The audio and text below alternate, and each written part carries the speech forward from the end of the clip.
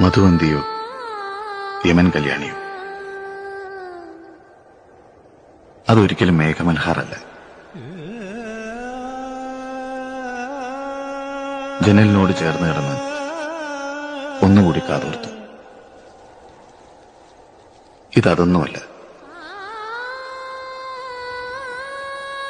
പലതരം ശബ്ദങ്ങൾക്കിടയിൽ അവ്യക്തമായ ഇടയ്ക്കിടയ്ക്ക് വരുന്ന ദീനരോധനം പോലെ. അയാൾ ഉറങ്ങിയിട്ടുണ്ടാവില്ല. ശബ്ദം കുറച്ചുകൂടി വ്യക്തമായി കേൾക്കുന്നുണ്ട്.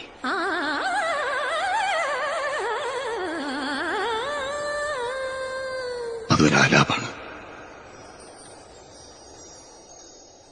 ഒരു മഞ്ജു ഹർഷമായി